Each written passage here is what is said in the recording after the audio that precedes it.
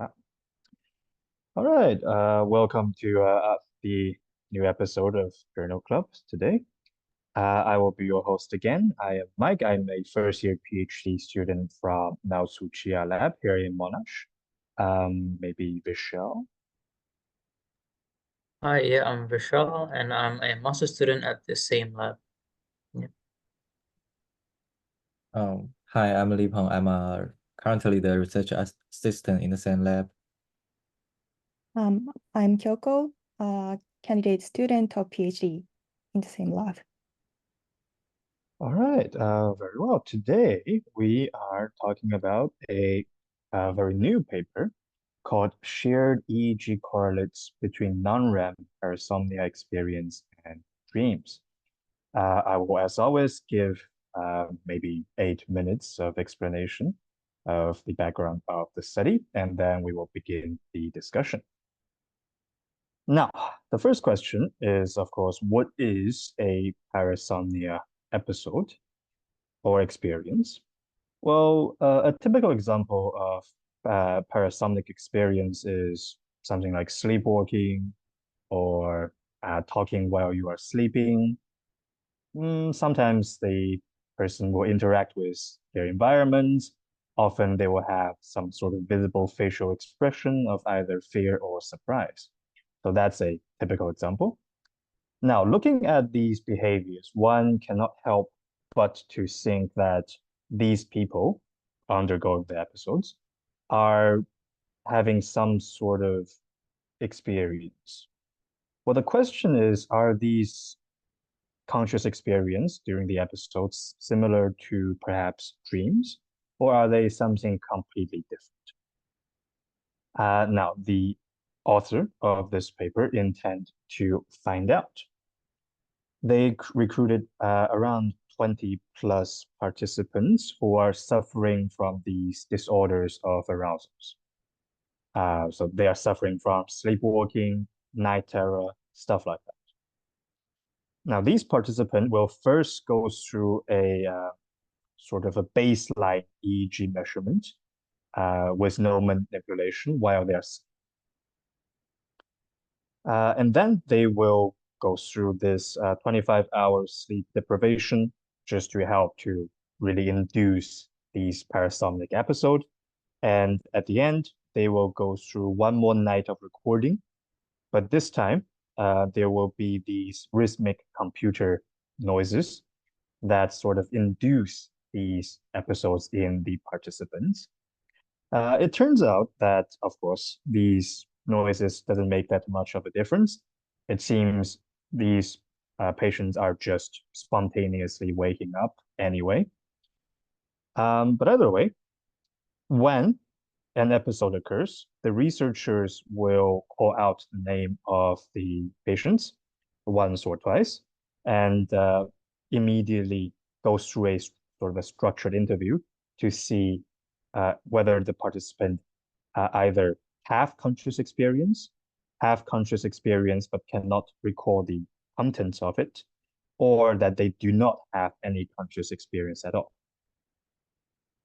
Now, if I may quickly show the results, just to illustrate the point that I'm making here.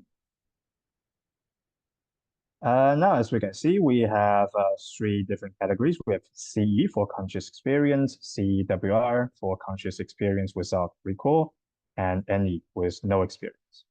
We can see that most participants successfully record their experience during the episode, essentially.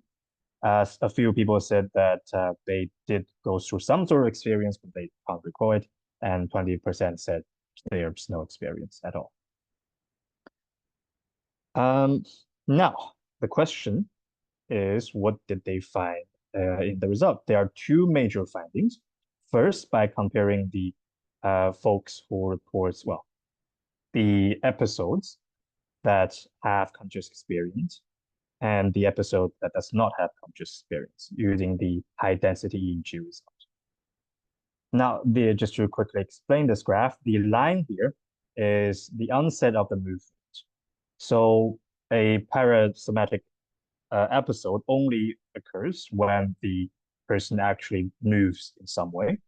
So essentially, this is the onset of the episode, and this is 20 seconds before the onset, while this is the 4 to 20 seconds after the onset of the movement. Now we can see here that the researcher have observed low delta and higher beta powers in the posterior horizon. This result is very similar comparing to the result of dream EEG data. We can also observe some differences in the left parietal lobes for the delta powers after the onset of the episode. Now, that's quite good. It seems to suggest to us that the conscious experience during the episode are dreams in some way. Now, the question is the conscious experience episode comparing to the without recall of content episode, are they different or similar in any way? Well, it seems that the researcher found that before the episode onset, there seems to be activations in the hippocampus region of the brain, which potentially suggests why they were unable to recall the details of the episode. This amnesia potentially resulted from this activation.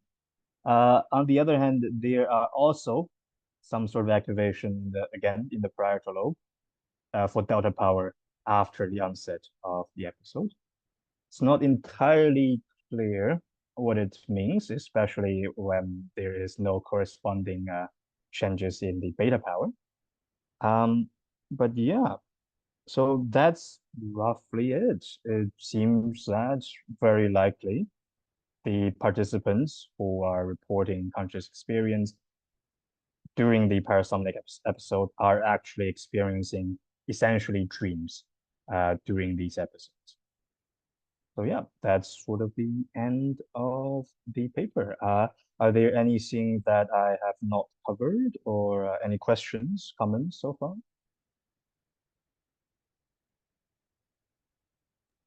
No, I think that was good. Yeah, Lipeng. Yeah.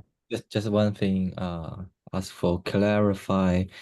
At the right side of this figure, which is after onset, does it means the participant were asked or the experiment call their name and then they are fully awake or not actually awake or just a little bit drowsy, this kind of state?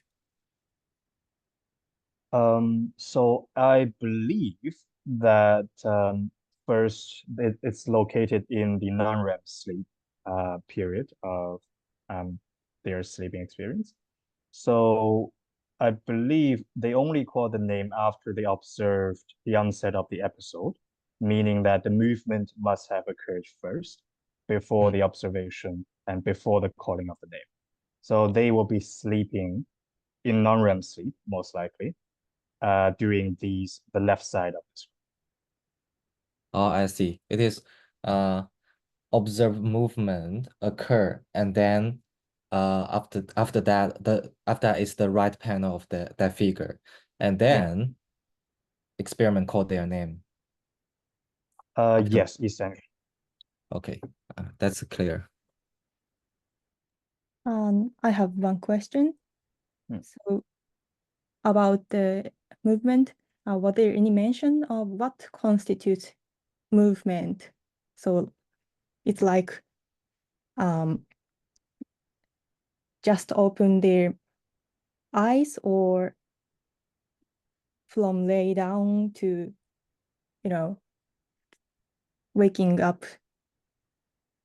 So are there any mention about that? Yep. I believe, based on what I'm seeing here, it seems to, if the eye opens or there's some sort of facial expression of surprise, if there are also like heads, like moving their heads or eyes, trying to find something, these will be considered as the features of an episode, and potentially they will be recognized and called out from the researcher's perspective. I see. I'm not Um, familiar with sleep studies, but what do they want to focus on by separating before and after the movement? So it's just I suppose that so before movement is like they are just watching the dream or something, but the subject doesn't respond to it.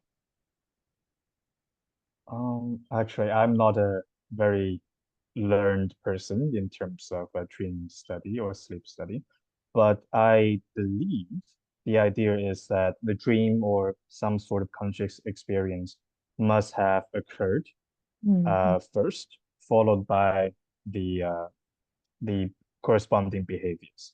So what we are really trying to see here is whether the parasomnic episode is almost evoked by some sort of conscious experience beforehand, which may potentially be one of the reasons why they are separated into two.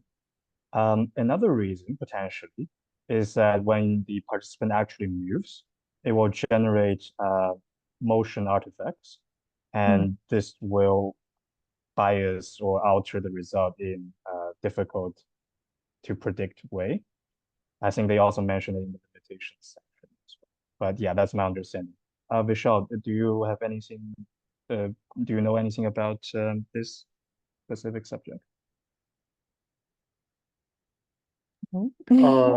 I think the before and after movement, I think it's recording dream experiences just preceding an episode of parasomnia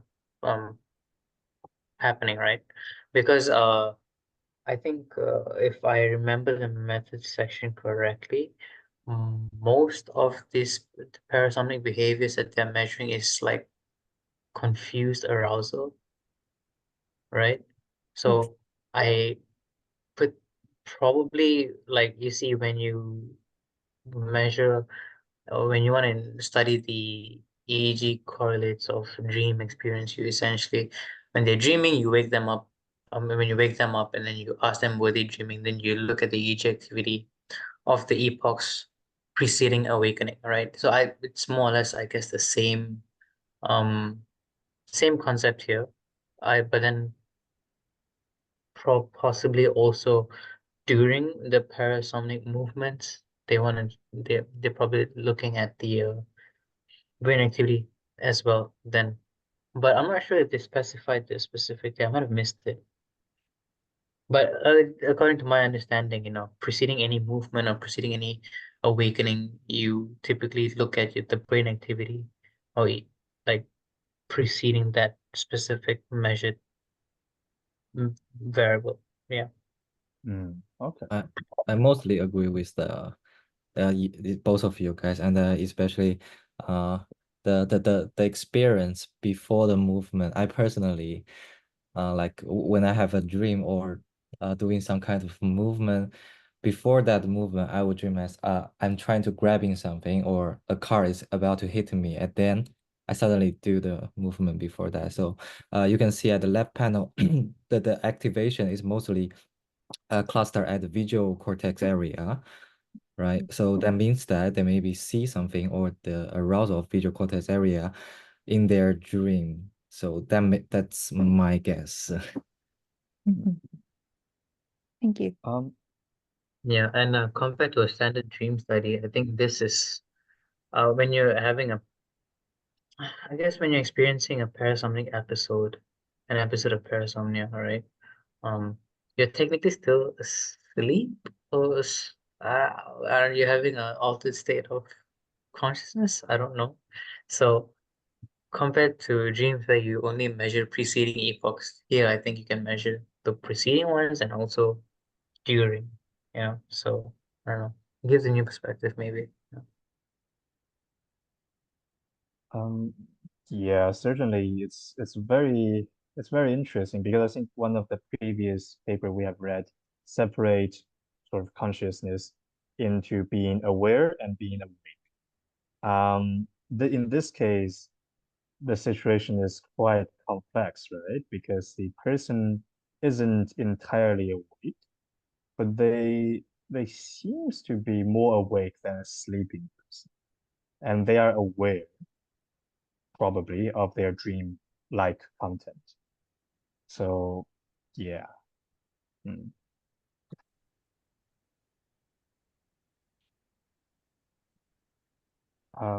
If no one have a question, I actually do have one from my end regarding the coherent and incoherent behaviors. So I don't fully understand what they are trying to say here.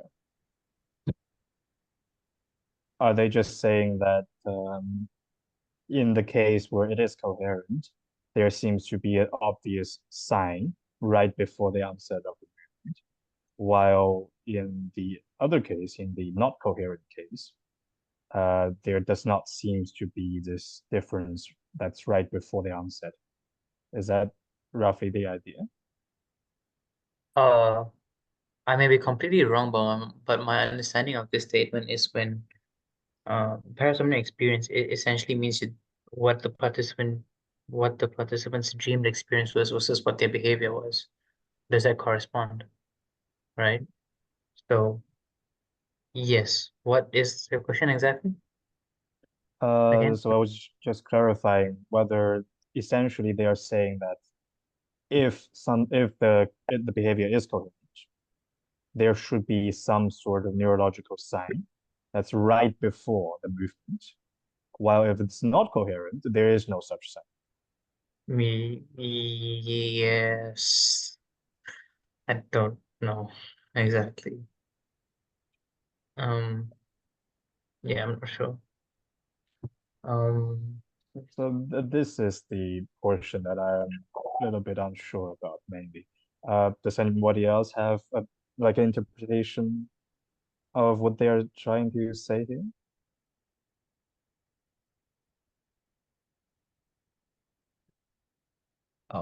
I'm also not 100% sure, but it seems that coherence means the reported experience and the behavior. Okay, I'm not sure. Sorry. Oh, no um, worries. so coherent and incoherent episodes display differences in um localized brain activity, right? In the posterior hot zone, that's what they're saying, in the posterior cortical regions. So I have to look at figure 5, which is in the supplementary information. So I'll be right back. Yeah. Oh, can you share actually when you find it, can you share the screen? Because I don't have it here.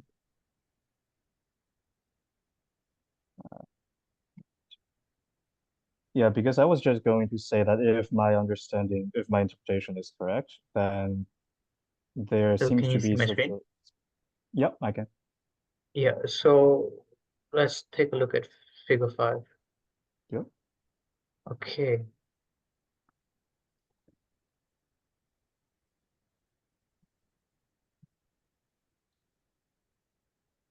The coherent experience and incoherent experience versus no experience. So this movement onset, okay, Yeah. this is no experience versus, wait, no, coherent experience versus incoherent experience. These are the differences. I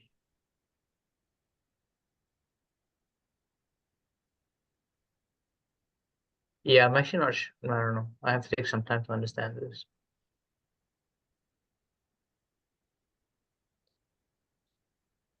Let me just go this over here.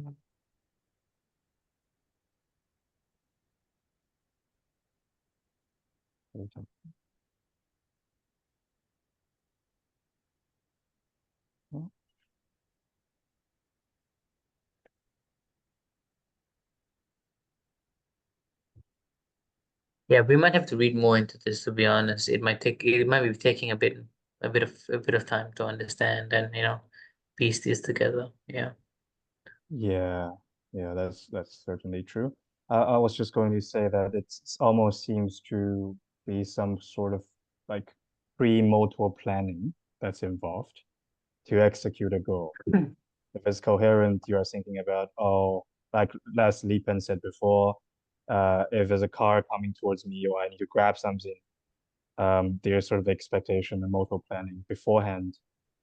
Right. So I missed this. I missed this specific session actually because I mean we only have 2 hours, right? And, I didn't actually take a look at supplementary material, but if what you're saying is correct, then it kind of aligns with previous research, right? I think there's a paper in 2011 or 2012, that shows that dream movement actually corresponds to activity in the sensory motor cortex, right? So if you have parasomnia experiences that are coherent with behavior and if it's reflected in localized activity, if that's what it means, because I've not read I've not taken a look at this graph, then if not what it means, then I guess it makes sense, but I don't know. Yeah, we have to read a little more. Maybe I can give my kind of Yes. explanation. Can you can I share? Yeah. So at here they talk about the coherence, here.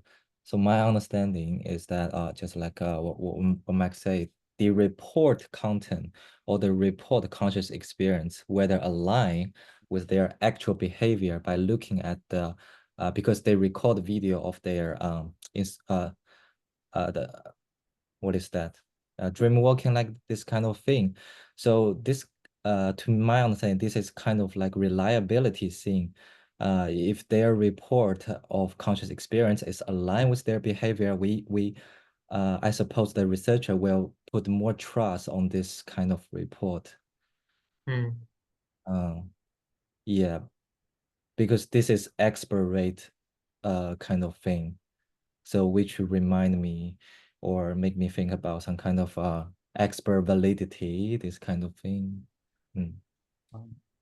I think you may be right, but I remain somewhat doubtful just because the fact that there seems to be behaviors in some cases without any conscious experience at all.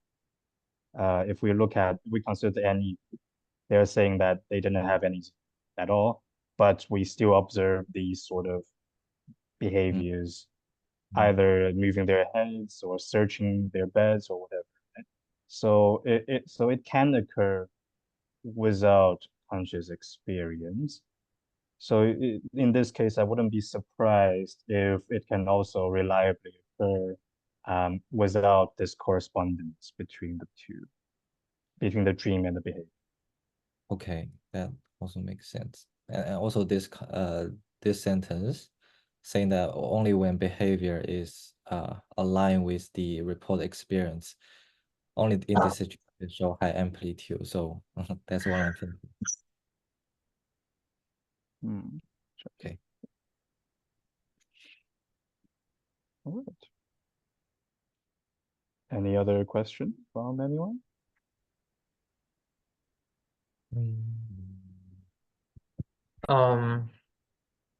I did have I was wondering about the figure 3 specifically, conscious experience versus no experience without recall of content, right? White dreams are a very tricky area. Yeah. Okay, so how quantifying white dreams or classifying white dreams or experience without recall, conscious experience without recall, I don't know how accurate assessing something like that would be, I think just recently I've learned about this and gave it a bit of thought, and there's like a couple of lines of thinking, right? So you have like um the theory that dreams are forgotten, right? And that's like a failure of encoding, right? If that were true, then you would be seeing dream activity, but they just can't recall it. So that theory is kind of out of the question. Then you also have like just minimal experiences. So I don't know. I don't know how, I'm not sure how you would interpret white dreams. in terms of experiences during like a parasomnia episode. So yeah. Oh, actually, on that point, do you still have the paper we did last time? Because the reason being that they mentioned that 56% of the participants have conscious recall of their experience in this case, and it's all in non-REM sleep. And the number just seems to be really high, right? Comparing to what we have learned previously, where the non-REM sleep is dominated by these wide dreams where they have some sort of experience, but they can't recall. Actually, non-REM sleep is 50-50. You have like so if you would take like 100 samples of dream reports, you would probably find like about roughly an equal proportion of recollection versus no recollection, kind of. Um, yeah, I mean, based on one of our previous papers, I think conscious experience without repose, particularly high during sleep onset, more than just non-REM sleep itself, which is like stage one non-REM of sorts. I don't think they specify which stage of non-REM sleep they sampled these reports, did they? Uh, I have to go to the methods, which is all the way down. N3. That's three. Oh, okay. So yeah, so it's full on slow wave sleep. So okay, yeah. All right. So yeah, I think it would be approximately equal to answer your question. Yeah, I don't know.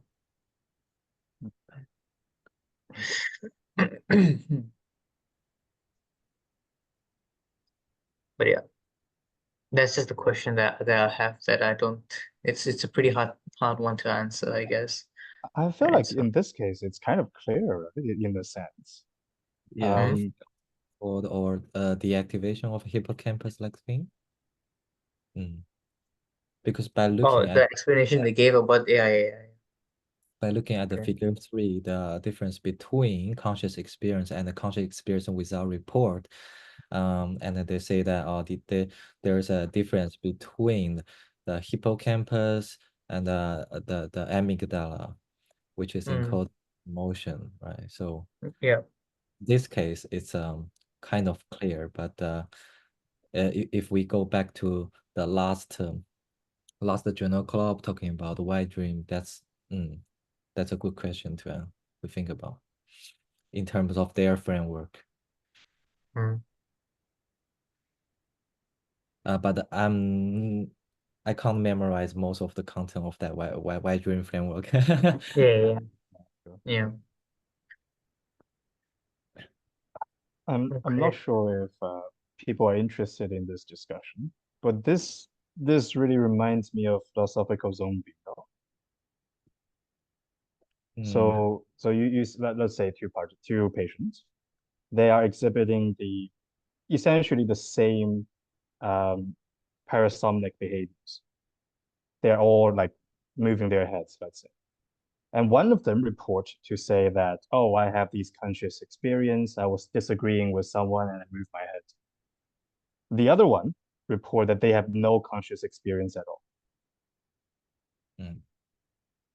This is like a realistic example of the philosophical zombie, no? A clear dissociation between experience and behaviors. I mean, the philosophical zombie argument is what if is like a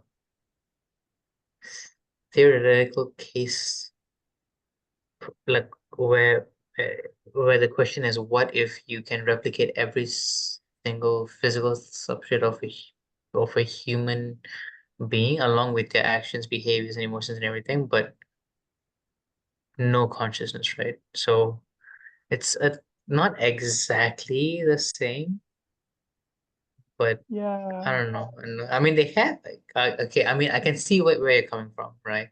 You have these sleepwalking, you have night terrors, and all these binge eating while you're asleep, without any conscious experiences. So technically, yeah, I can see where you're coming from, but yeah, uh, sometimes they do recall, sometimes they don't, right? It's just a matter of whether they can remember or not. So Yeah.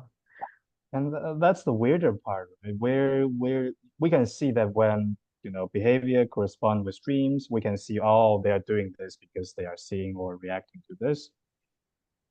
What's going on in the no experience one? Why do they I move mean, at all?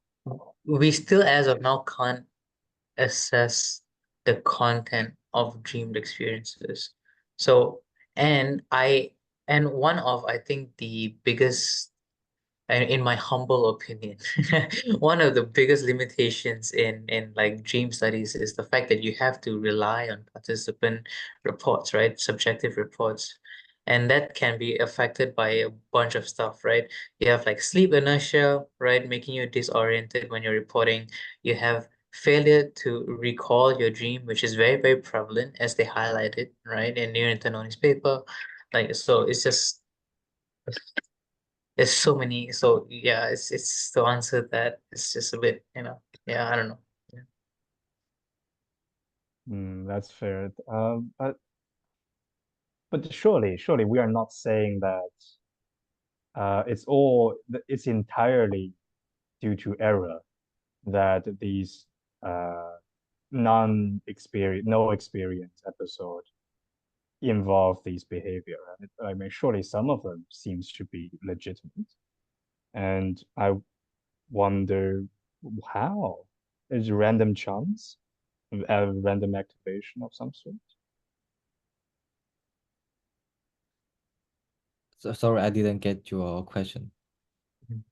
So imagine, let's say, a person is sleepwalking, right? They're sleeping, they're talking. This is a typical parasomnic episode, and they wake up, or rather, you wake them up, and they tell you, "I'm experiencing nothing," or "I have experienced nothing." What does that mean? Like They, speaking coherently is like quite I mean, complex, no? they just don't remember. I probably don't remember, right? I mean, The first thing yeah. is whether the memory or episode memory could be registered, whether this memory can be acceptable. If we assume 100%, if you have a conscious experience that you have to memorize, if we made such assumption, then I think philosophical zombie makes sense to me at this case. But without this assumption, we need to also consider, just like what Vishaal say, whether they can retrieve those kind of memories. That's one barrier that need to come across. Yeah. What, any other potential questions for the paper? Not really, no. It's fairly I straightforward. mean, yeah, I mean, it's pretty direct. I mean, there are in fact, I mean, they did find some similarities, right, in the EEG correlates of um parasomnia experiences and dreams, right? Yeah, So but there are some similarities. They may in fact be dreaming, and therefore, I mean, it could be akin to that REM sleep behavior disorder, right, where don't you your body does not have the ability to um initiate like muscle atonia, and so you reenact your dreams. So I can imagine that if they find very similar correlates to like parasomnia experiences and dreams, like it could be very, very all pretty interrelated, but I'm not sure. So yeah, I'm stretching. I think it's a good point, right? They Yeah. seem to be deeply connected. Mm. Are there a Yeah. clear separation between the two phenomenon? Like, why can't the sleepwalker just be acting out their dreams? And what's the I'm real not difference sure. between? Yeah. I'm actually not sure. I think that I think based on I read about it a while ago, so I don't exactly remember, but I think um sleepwalking is essentially much of the times, or parasomnia, most of the time people don't remember, right? So parasomnia is like an umbrella term. You have like sleepwalking, you have night terrors, and so on and so forth, right? And most of the time people don't remember that these happen when they wake up the next morning, and some people say, hey, you did this, and then you're like, oh, I don't remember anything. But like if you tell someone that you did if someone with REM sleep behavior disorder reenacts their dreams when they wake up the next morning, and I think when you ask them, I don't know, I'm afraid of saying something wrong here, but if you ask them what they dreamt, they will remember their dream, and it kind of corresponds to their behavior. But don't quote me on this. This is very, very old memory. So yeah, But I'm not it's sure. interesting, right? So in this study, they are focusing on non-REM, of course. But what does parasomnic episode occurs in REM sleep? Yes, Ah, therefore the name, because it happens in REM sleep. ah. But I think REM sleep behavior disorder is also a type of parasomnia. So I could be wrong there as well. I mean, yeah, I could be wrong there as well. It could be a type of parasomnia. I have to read a lot of this sleep pathology. Yeah, Hmm. yeah. So REM sleep accompanied by, I remember the low muscle tone. I don't think they can move during REM sleep. Sorry? Yeah. So one of the most important character or a trait of the REM sleep is that the low muscle tone, which means that you can actually not really move your muscle. So maybe there's no sleepwalking kind of symptom Yes. during the REM sleep. So this kind of abnormality would not be observed in REM sleep, I guess.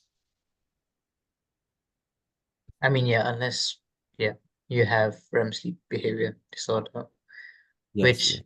I Yes. just did a really quick Google search. I think it is a type of parasomnia, REM related parasomnia. So Okay. yeah. So So this kind, non-REM related parasomnias are like confusion or arousal, sleepwalking, night terrors, and then you have REM, and then you have your REM related parasomnias, which is the REM sleep behavior disorders and nightmare disorders and stuff like that. Yeah, I see. Okay. yeah. So So there yes, is I'm like I'm a, I'm I'm I'm correcting my previous answer. Sorry, Mike. oh, no Yeah. worries, no worries. Okay. All right. Any questions? Do you have any questions, Kyoko? First time here. Anything you have not you want to ask? I was thinking about this is related to what we were talking about earlier. And so what the difference between C and NE and C and O in WO or something. So we are judging they were conscious or not conscious based on their subjective reports. So there is a possibility that people categorized as NE actually had conscious, but they forgot it. So with that that in mind, so perhaps we can really trust CE, a difference of CE and CEWR. So without recall of content should be trusted because NE might be just forgot, but the content was the same as CE or something. Yeah, I think I do agree. Yeah. But I just feel like, at least in this case specifically, between NE and CE, the differences is so um, obvious, and the comparison between the CE and CWR shows something very different, which makes me genuinely think that the no experience groups are actually having no experience, at Yes. least a majority of the episodes. Mm. So then can't get the point of this paper. So what they want to say if the EEG pattern of insomnia, so sleep disorder with conscious experience is similar to the subject is dreaming, then so they want to say that the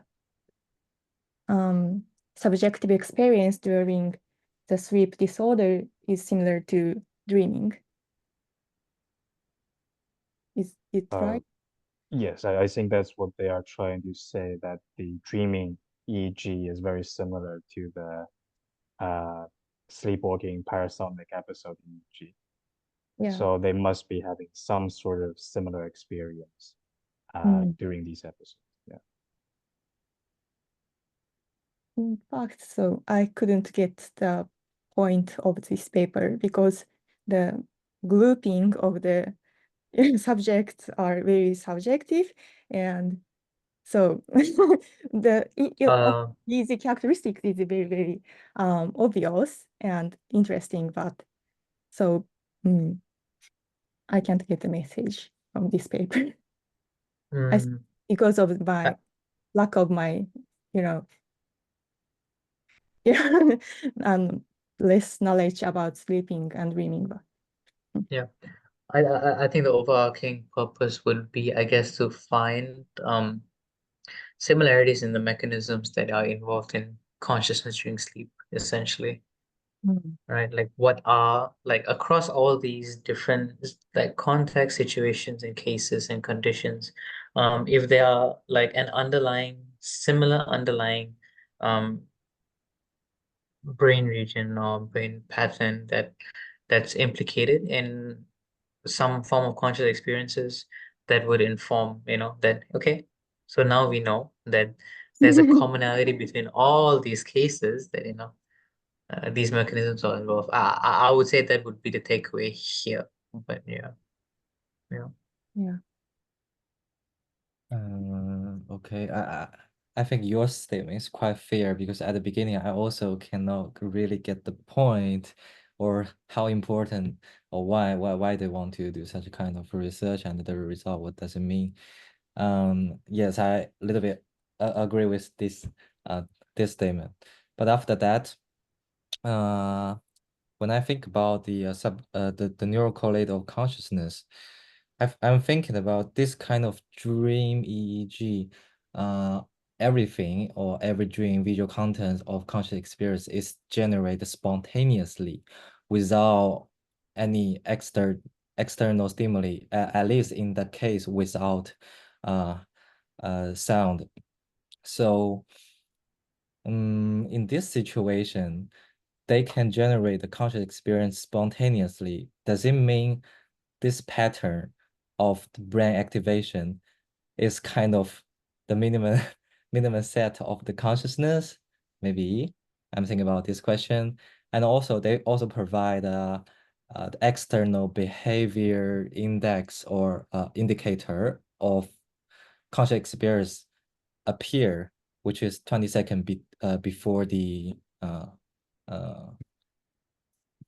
before parasomnia. So that's another advantage for this paper, I think.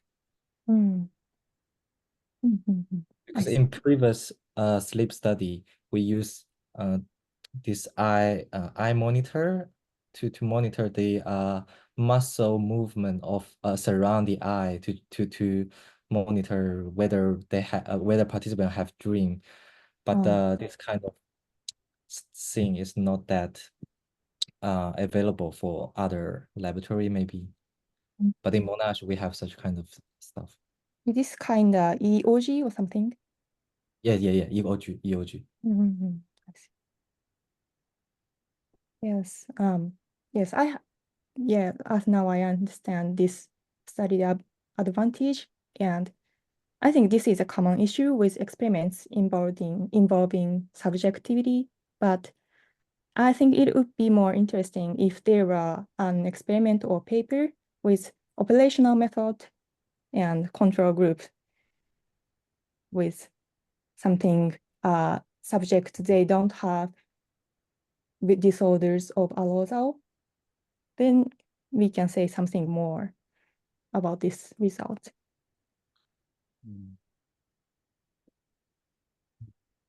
Certainly, but I'm not familiar with the analytical methods enough to say how the comparison would be done. But it could potentially be interesting to compare these participants' sleep, N3 sleep, without the episode and with the episode. But I'm not entirely sure what it would necessarily accomplish other than the control methods. Yeah.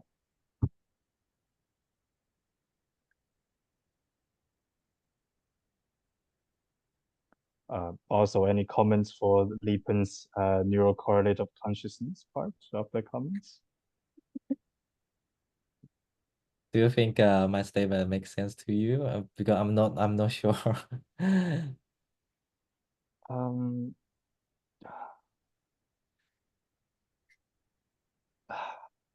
So it may be, but I'm not. What do you think, Vishaal? Do you agree, disagree, or any comments? I don't know. It's hard to say. I really don't know. Yeah. But I was listening intently and I'm like I'm trying like each time you mention something, I'm trying to Google it and like trying to like get a bit more information at the same time. So yeah. Um I don't know. I'm not sure. But then I suppose then most of the brain activity would be some sort of neural correlates, no? It always onset, well, let's say when you see an apple, when I move an apple on screen and we all see the What apple, yeah. wouldn't that? What was Liping's specific question again? Like specifically? Oh, just a comment. Yeah. So my comment is that this study, what I found interesting is that they measure the brain activity of conscious experience Yeah. along with the external indicator of dream, which is like parasomnia symptom. So that make the measurement more accurate, I guess, because it is preceding the behaviors Yeah. 20, right? Which means that before the behavior happened 20 seconds, they definitely have conscious experience in the case of CE. Yeah. So yes, this kind of brain activity, I found it maybe useful for future use, for our future study. Yeah. It's more reliable.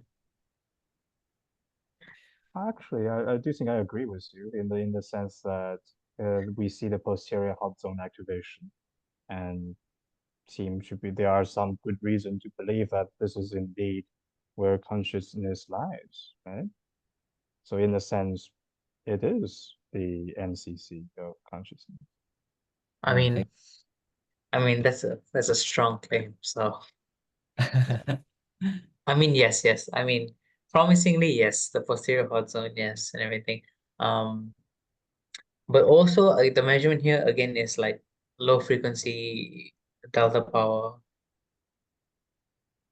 which as I'm familiar, is still pretty mixed in its ability to distinguish dream presence. So yeah, Don't know. yeah. Yeah. And yeah, I'm still stuck. I'm still trying to comprehend the how to best take or understand the conscious experience versus white dreams and how it relates to spectral power again, right? Because white dreams in itself is already very ambiguous. If you throw that into the mix with parasomnia experiences, it's a bit, yeah. Hmm. Because typically parasomnia episodes don't really have, I think, like a recall. So, but yeah, no, most of the activity, like what you said, is in the posterior cortical regions, right? So, yeah, Certainly. promising contributions to NCC. Yeah, certainly. It's very interesting research. And if we don't have any more questions, I think this will be the end of the journal club. It's pretty good. There was some good Yeah. discussion so far. All right, we're all happy with. All right. Well, see you next time then. Bye bye.